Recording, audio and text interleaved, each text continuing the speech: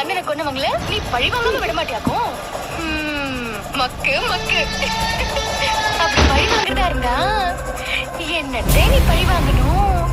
ஏன்னா உன் அண்ணனை கொன்னதே நான் தான்.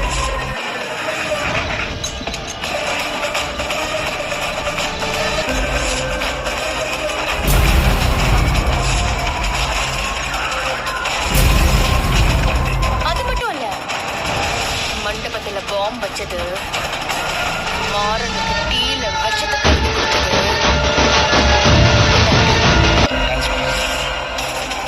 அவனை ஆள் வச்சு கொல்ல ட்ரை பண்ணது,